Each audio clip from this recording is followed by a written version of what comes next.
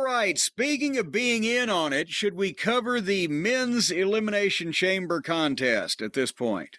This was the main event match for Elimination Chamber, the men's match, where we were not only promised this match with big stars, but obviously a big post-match with Cody Rhodes and The Rock of some sort, so let's talk about it.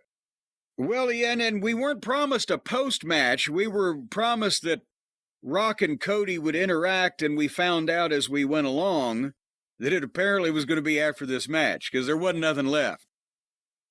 But the men's Elimination Chamber featured Logan Paul versus Damian Priest versus CM Punk versus John Cena versus Drew McIntyre versus Seth Franklin Rollins. And in all honesty, Priest still ain't quite there. And they're trying, and he's trying. And it just, something's happening. He might be, a little too flowery sometimes when he does the jump down, spin around, and slap my leg and nail you type of thing. He's trying a little too hard with that prettiness. Maybe, I don't know. Something's going on. But everybody else you could buy as being the winner of this thing, because of the star power, the way that they've been presented, their current positions, and everybody had an issue with each other pretty much going in. And then Cena's got the story of his retirement tour and everything. So that's what I was saying earlier in the show. There's a reason for these individual people to be mad at each other. They didn't fall into the trap of when it's a multiple man match, like 5 or 6 guys, that there's more baby faces than heels, and you put the baby faces in the position of having to fight each other, and try to rip each other's eyeballs out and not even have an issue with each other. That wasn't the case here because everybody had a goddamn issue, and they're all either heels or shades of something, right? And then Logan Paul, who came out waving the American flag after they'd already booed the national anthem. He is a fucking, what a heel. And again, all you have to do nowadays is wave the American flag and you're automatically a heel everywhere except Russia. They like us now over there. But again, as I was saying earlier, even though there's issues amongst all of these guys why they should be fighting, as well as fighting for the title shot, and you got a couple pretty much full-fledged heels in there, it's 6 sides against each other in an enclosed environment as they feed them in gradually, but it becomes a series of moves. It doesn't have the drama of a match, a contest, a fight between 2 opposite sides or 2 entities where you have the dramatic ebbs and flows and you can lose yourself in the art of wrestling. It's more like, oh shit, who's going to dive off the top of the pod? And Punk's a great storyteller, and he and fucking McIntyre were incredible, and Rollins can do quite well, and Cena has the experience to be a storyteller, and hopefully Logan Paul can be told stories because he's still green. But you know what I'm saying? It's just stunts of people doing things to each other involving the cage and the pods and the lions and tigers and bears. I would typically agree with you, but it didn't bother me at all here. I thought the match was good because of the story. Who's getting the title shot? We assumed it was Cena, but as the match was happening, I'm like, well, Punk is an interesting thing in this whole thing. And, the anticipation of when guys are going to come out, the way Rollins and Priest went at it in front of Punk, that was pretty cool. Actually, just seeing him root on both guys, kicking the shit out of each other. So I thought there was enough little anticipation. And like you said, other than Priest, who was in this match, but really doesn't have I guess they're trying to do something with him and McIntyre, but everyone had something going on. Even McIntyre, the way he was eliminated, it was all part of Like, the storytelling with these guys in this match was really good, I think. Yeah, and that's what I'm saying is the issue amongst the guys I liked. I I know they work hard and all the shit looked good, but again, the Elimination Chamber to me, we've gone so far into, is this game show on Nickelodeon, gone wrong? Is this a modern day rollerball? The pod opens when the overhead shot and the horn sounds and did you see the fan camera footage of Punk's? They've got like a couple of fluorescent lights in the top of the pods, right, that the guys are in. And every time somebody would hit or jostle whatever Punk's light was falling, and he was picking it up before he got in the match, he was picking it up and sticking it back in the socket. And then they'd hit it and fall down again. He was put it back up again. I mean, it's a little too much for me.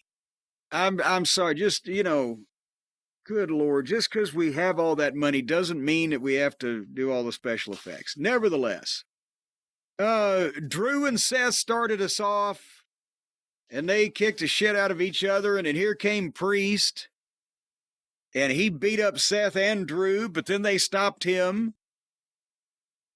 And I'm blowing through this like this, and then we'll talk about the general analysis, but you can't really, jot down the high points or call a blow by blow on this thing, because it's just, boom, and it takes a while because of the time for everybody to come in. Logan Paul, number 4, and he does his shit. And then finally, number 5, it was down to Cena and Punk, and it was Cena, and he gets the big pop you would expect. And he got the biggest comeback so far. He came out Seth and Priest and Logan Paul and hit the AA on LP, as they say, the attitude adjustment on Logan Paul, but Drew hit Cena with the kick and went for the cover, and Priest got Drew from behind and rolled him up and kind of a little crucifix, 1, 2, 3. And I, as you said, they're trying to, and they have set something up with Drew and Priest, but it seemed sudden. It almost seemed like one of the, the junior heavyweights, as they used to say, stealing something real quick, instead of the Drew's, because Drew got his elimination in the Rumble stepped on, didn't he? And now he gets fucking crucifix from behind. Boom, 1, 2, 3. No wonder he's feeling like he's being screwed. I was going to say he needed a new grievance, and now he's got it. And he's great with the facial expressions too. When he has to express, I can't believe this happened to me now. I can't believe I'm out of here already. I thought that was great. Well, but you know what they say about grief. You can't grievance forever.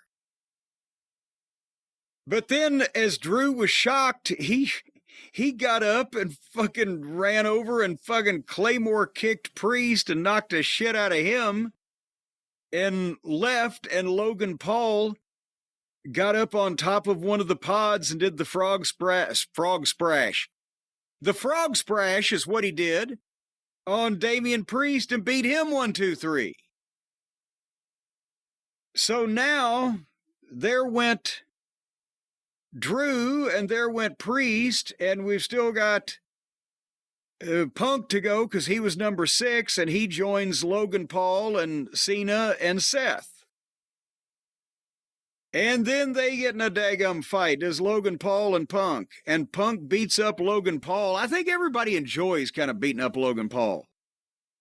And then Punk sees Cena, and they have the face-off, and the crowd is up, and what's going to happen? And Seth spoils it and levels Punk.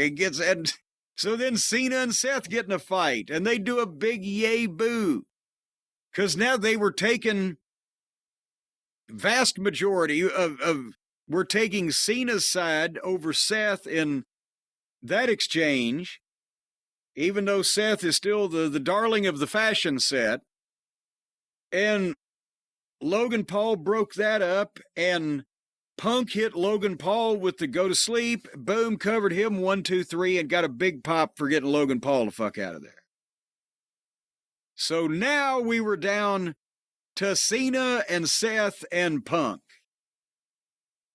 And Cena and Punk took Seth out and went back to their face-off. And then Cena offered his hand. Punk came in for a hug. They hugged, and then they got in a fight. Old frenemies, you might say. And they go back and forth, and Cena foils the go to sleep and gets the STF, but Punk reverses to the Anaconda on account of he could do it, the Anaconda Vice.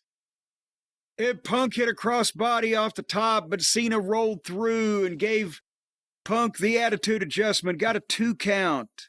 This was good shit. Now that it's down to a couple or three people, you can get into the turgid, rock-hard meat of the matter. And so Seth buckle-bombed Cena into the cage and ran him through the pod door. And then went back to Punk and pedigreed him and got a 2 count. Punk hit the elbow off the top rope on Seth, but Seth hit the buckle bomb and the curb stomp on Punk. 2 count. Punk with a go to sleep on Seth, and Seth sold into Cena's attitude adjustment, and then Punk covered him 1, 2, 3. So Seth took the finisher of both the top guys, boom, before it could take him out. And we were about 30 minutes in, which for this thing wasn't the worst thing ever. I've seen worse. And we're down to Punk and Cena. And now you're okay, how's this going? They've teased it. How's it going to go? Cena offers his hand. Punk takes it and pulls him into the go to sleep and hits it, gets a 2 count. But their Punk was opportunistic at that point. And then Cena hit a surprise attitude adjustment and got a 2 count.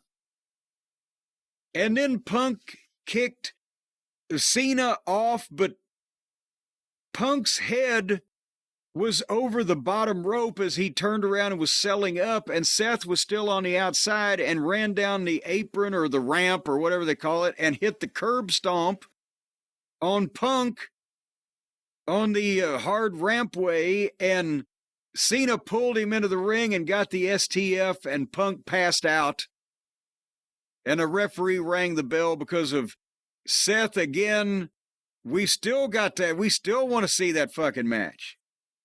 Seth and Punk. And he caused Punk to lose this thing. And you could even say at this point, Cena was still a Raven babyface because the little detail that Punk had earlier taken his handshake and jerked him into his finish. So why shouldn't Cena have jerked Punk into his after he got curb stomped? You hear me what I'm telling you, Brian? I hear you. A lot of fans jumped on that and said that was the tease that that Cena was about to turn heel, was the idea that he was so opportunistic with the Punk pin. But it had just happened to him by this guy just moments before. Jerked him right out of a handshake. But again, this stuff, it was very, very... The stories and the interplay and the issues between everybody going in this thing was very well done. And I like what they did. I guess the best way to say it is the atmosphere in which they're doing it has gotten a tad ridiculous. Maybe that's the best way to I thought the say Cena and Punk stuff was great. Yes, because we got down to nut cutting time, as they used to say. Mama Cornette never said that. She was not an advocate of the cutting of nuts of any description. But speaking of nuts, we get back to this. Cena has won this thing.